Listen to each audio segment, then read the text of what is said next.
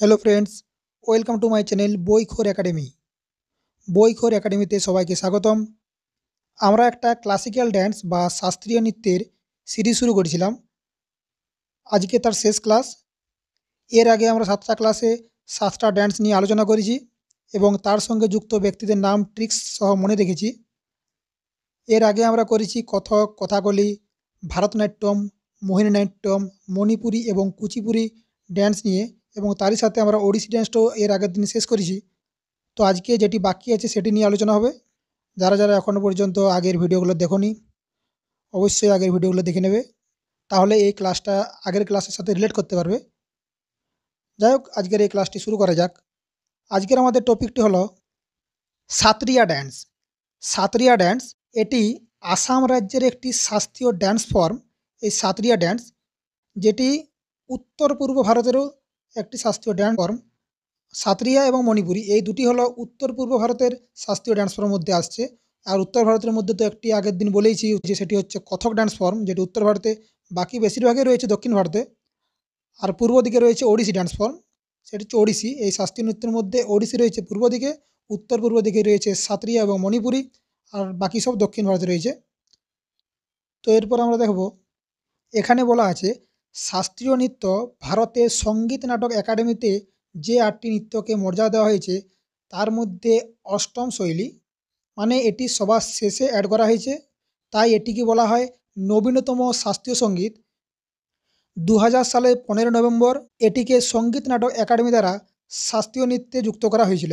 কবে যুক্ত করা হয়েছিল? 2000 সালের 15 নভেম্বর, এবং এটি নবীনতম ডান্স ফর্ম।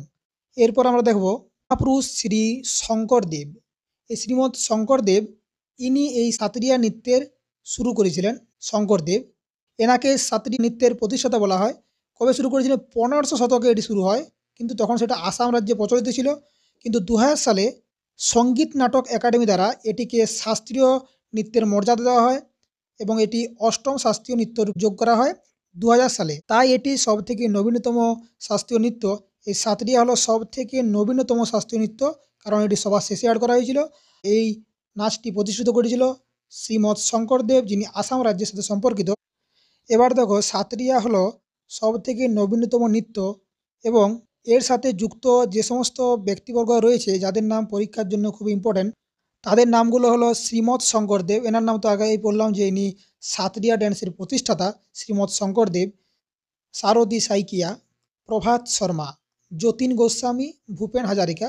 এই কটা নাম মনে রাখলে হবে। সাতক্ষীরা থেকে খুব একটা নৃত্যকারের নাম আসে না, এদের মধ্যেই বেশিরভাগ একদমই চলে এসছে। ভূপেন হাজারিকা তো আমরা আগেই জানি, ভূপেন হাজারিকা ব্রিজ রয়েছে, সব থেকে বড় ব্রিজ ভারতের, ভূপেন হাজারিকা ব্রিজ। তো কে কে যুক্ত রয়েছে? শ্রীমৎ শঙ্করদেব, সারদী সাইকিয়া, প্রভাত শর্মা, যতীন গোস্বামী আর ভূপেন হাজারিকা। এই নামগুলো আমরা একটা ট্রিক্সের সাহায্যে মনে রাখবো। নাম কম হলেও ট্রিক্সের সাহায্যে মনে রাখলে বুঝতে সুবিধা হবে, কারণ আমাদের আগে 7টা ক্লাসেও তো ট্রিক্সের মাধ্যমে মনে রেখেছি, তাই এটাও আমরা ট্রিক্সের মাধ্যমে মনে রাখবো। আমাদের আজকের মজাদার যে ট্রিক্সটি সেটি এবার দেখে নেব। আজকের মজাদার ট্রিক্সটি হলো, রিয়া গোস্বামী প্রভাতে ভোলে শঙ্করের জন্য 1000 বার শাঁখ বাজায়। কে বাজায়? রিয়া গোস্বামী প্রভাতে ভোলা শঙ্করের জন্য 1000 বার শাঁখ বাজায়। এখান থেকে দেখো আমরা নামগুলো কিভাবে রিলেট করি। এই রিয়া গোস্বামীর রিয়া থেকে আমরা পেয়ে যাব সাত্রিয়া ড্যান্স। রিয়া থেকে পেয়ে যাচ্ছি সাত রিয়া, এই যে রিয়া, রিয়া থেকে পেয়ে যাচ্ছি আমরা সাত রিয়া। গোস্বামী থেকে আমরা পেয়ে যাব যতীন গোস্বামী, গোস্বামী থেকে পেয়ে যাচ্ছি কি যতীন গোস্বামী, গোস্বামী থেকে প্রভাতী, প্রভাতে প্রভাত শর্মা, প্রভাতে পেয়ে যাচ্ছি প্রভাত শর্মা। ভোলে শঙ্কর, ভোলে শঙ্কর থেকে পেয়েছি শঙ্করদেব। এই শঙ্করদেব, যিনি সাত্রিয়া নাচের প্রতিষ্ঠাতা হচ্ছে শঙ্করদেব, আমরা তাকে শঙ্করের সাথে রিলেট করব। 1000 বার শাঁখ বাজায়, কতবার বাজায়? 1000 বার। সে 1000 থেকে পেয়েছি ভূপেন হাজারিকা। এই ভূপেন হাজারিকা ইনি ওড়িশি নাচের সঙ্গে যুক্ত। তারপর রয়েছে এখানে শাঁখ বাজায়, কি রয়েছে এখানে? শাঁখ বাজায়। এই শাঁখ থেকে আমরা পেয়ে যাচ্ছি সারদী সাইকিয়া, শাঁখ থেকে পেয়ে যাচ্ছি সারদী সাইকিয়া। আর এটা ভুল করে আগের ভিডিও রয়ে গেছে, এটা আমরা কেটে দিচ্ছি।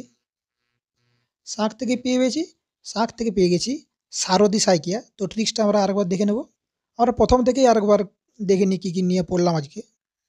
আমাদের আজকের টপিক ছিল সাত্রিয়া ড্যান্স, যেটি আসাম রাজ্যের সঙ্গে সম্বন্ধিত।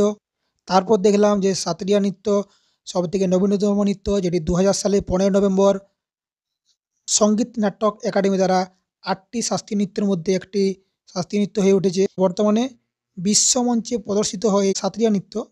তারপর আমরা দেখলাম মহাপুরুষ শ্রীমন্ত শঙ্করদেব 1500 শতকে এই সাত্রিয়া নাচের উৎপত্তি করেছিলেন এবং তিনি আসামে উৎপত্তি করেছিলেন এবং তিনি আসামের রাজ্যের সাথেই সম্বন্ধিত। এবং তারপরে তো আগেই বললাম যে নবীনতম শাস্ত্রীয় নৃত্য, কারণ 2000 সালে এটা অ্যাড করা হয়েছে সবার শেষে আর কি। 8 নম্বর শাস্ত্রীয় নৃত্য এটাই।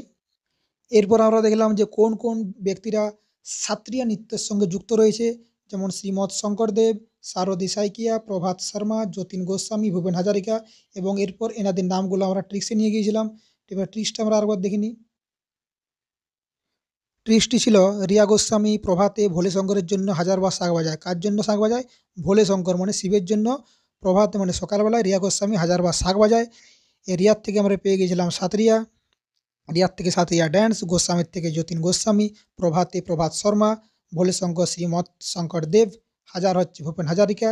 শাঁখ থেকে পেয়েছিলাম সারদী সাইকিয়া, শাঁখ থেকে আমরা পেয়েছিলাম সারদী সাইকিয়া, শাঁখ সাইকিয়া, এই শাঁখ থেকে পেয়েছিলাম আমরা সারদী সাইকিয়া।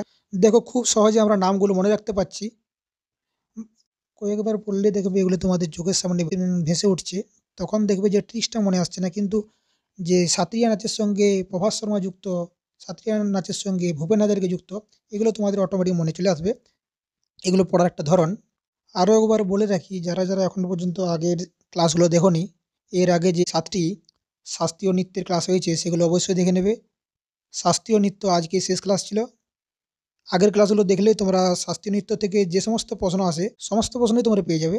এরপর 2-একটা প্র্যাকটিস সেট আনবো এই নৃত্য নিয়েই, যাতে কোনো প্রশ্ন বাদ না যায়।